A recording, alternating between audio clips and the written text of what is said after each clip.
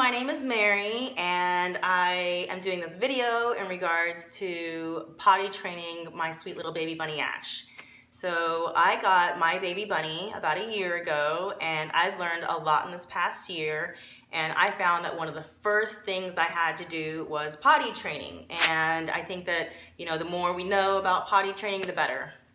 So the day that I got my bunny, I will definitely say I wasn't as prepared as maybe I should have been. I try to be as prepared as humanly possible, and I think I missed the cut on this one. But I just tried my best and kind of went with what I had. So I actually purchased a cage the day that I got my bunny. And so the cage, it wasn't that big. This is the bottom of the cage. So it's not very big, but it definitely is what I needed for the first couple days of having my bunny, and to make sure he was safe and contained. It was in an area that I can make, like a cave if I needed to. I just put a blanket over it, and just kind of make sure that he felt safe in the house. Now I have a free roaming bunny, and the number one question that I get is, don't I have kind of his droppings all over the house? And I would have had I not worked on potty training at the very, very beginning. So the day that I got my cage, I got a little setup, and I got this little guy for his first litter box. And what I did is I put some of this fluff in here. This one's the white fluff. I usually get the brown stuff, but they didn't have it. This is what it is. Again, they have it in all kinds of different variations. This is what they had the last time I went. Obviously, it's a full bag. I was almost out the last time. So I took this guy, and I just took some hay and threw the hay right inside of it. What I found is that I definitely needed that trough. I didn't want to buy the trough because I didn't see much of a point. I'm like, how is he gonna get the hay out of the slats and everything? I definitely needed the trough, because what he was doing is he was eating out of this and going potty on the outside of this litter box. So it wasn't so much a litter box, but this was the trough. So I ended up getting the trough. I put it on the side, and then the bunny started going to the bathroom in here. What I learned from that is I was training the bunny to go to the restroom inside of his house. After a while, I decided to make sure that he was okay with being a free roaming bunny. Couldn't leave charging cords out and stuff like that, but then I had to upgrade his litter box from there. So what I did is I found that Chewy.com was actually the best place to go in order to make sure that I got the right litter box for my bunny. I was thinking about him having to jump in and out of this litter box, and what I went with was this guy. So it has no lid on the very top of it. He totally digs it, no problem. This is what the very top of it looks like. And what I do is I put the fluff only in the back. My bunny only really goes to the restroom in the back. See, here you can see I have the brown fluffy stuff on the very back, and I just pack hay on top of it till the cows come home. So that way the bunny has plenty of stuff to eat, and I change this out about every other day to every 2 days. I don't really know that there's a way to check how much he goes or anything, but there's definitely stuff in there every time I change it. So that's really kind of what I learned. The other thing that I learned is, because he was going to the restroom inside of his cage, I had to completely remove it from the house. I've tried everything, and I can't get these stains out, and I can't get him to stop going to the restroom inside of this cage. I've tried Lysol, Pine Sol, laundry detergent, because that's supposed to be a deterrent. I've tried dish detergent, I tried vinegar, and I've scrubbed it to the dickens, and I just cannot get him to not go to the restroom in there. I tried, not putting food inside of his cage. I tried having, no food or water inside of the cage. It was only a place for him to hang out in. And he just kept going to the restroom in it no matter what I did. So I removed the cage from the house entirely. He's a free roaming bunny. He has a stake in all of the house except for the actual bedrooms. So he can go all over the house as he pleases. There's a couple of areas where he particularly enjoys. We've made a couple little setups for him. Hi, bunny. We've made a couple little, I have bunny treats here. I have some bananas and some pellets here, and he knows it.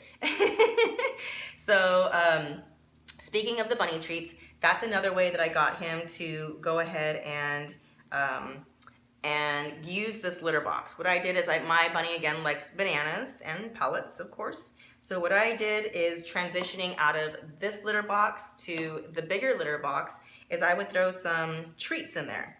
So I would throw some bananas, I'd throw some strawberry. I usually just have the strawberries ready for the kids, and I'll throw the caps into the litter box, and he very much enjoyed it, and he was able to use that litter box within a couple of days. I had him fully potty trained in about a week. So after he was potty trained, we moved the house around a bit, so we didn't have, so we had more room in the house. So I changed the hay and I changed the litter box. What I found with that was he didn't dig it at all. He actually started going to the restroom all over the house. So it became a little bit of a disaster. He wants more bananas. Here you go, bun. So it became a little bit of a disaster. So I tried moving the litter box around the house, and that was not resolving the issue at all.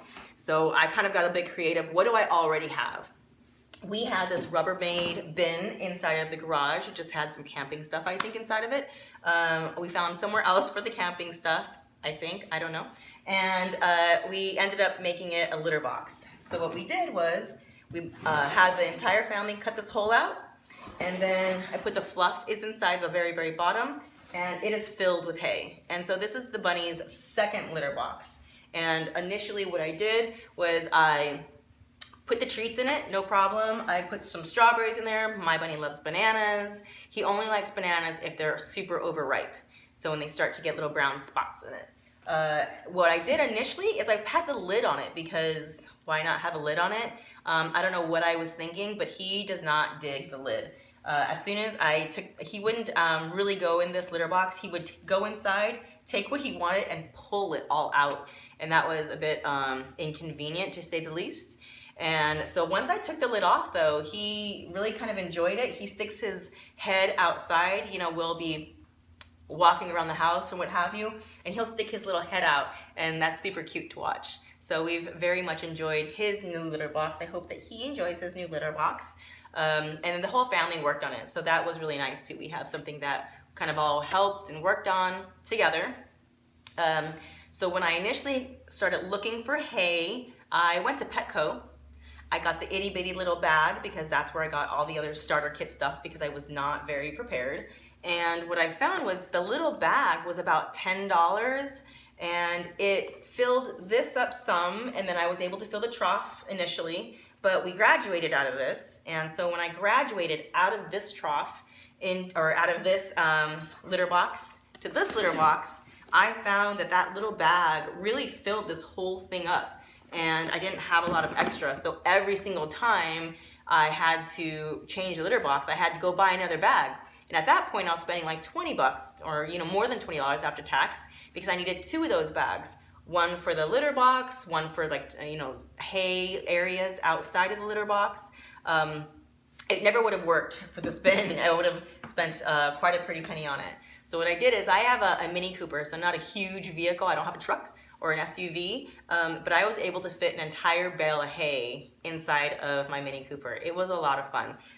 We took the first bag, and we had them put the trash bags on the outside of the bin, or outside of the bale of hay, in order to kind of contain the hay and contain the mess.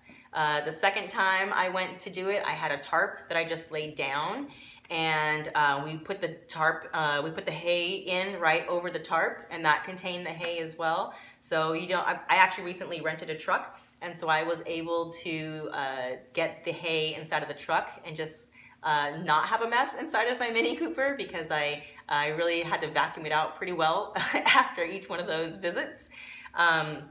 So just kind of use what you have. If you have a friend with a truck, I'm sure that they can help you out.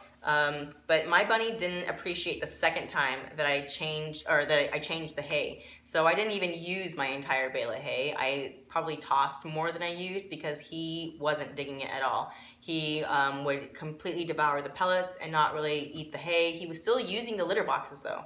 I don't know if he was still looking for the treats and everything, but that was an adventure in itself.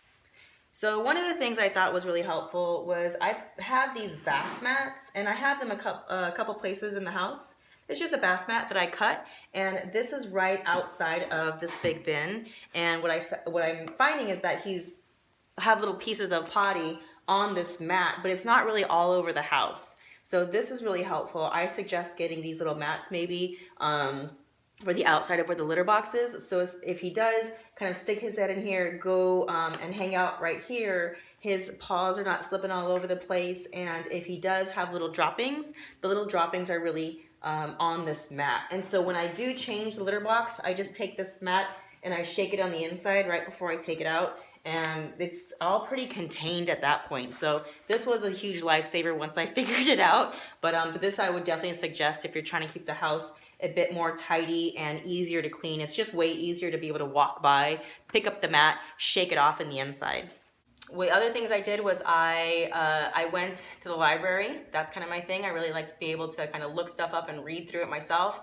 I did a cram session on a lot of YouTube videos on what other people are doing for potty training. So there's really no right or wrong way other than reprimanding the bunny. So that's what, and my kids love to be able to reprimand the bunny because we just give the bunny love and hugs when it does something wrong.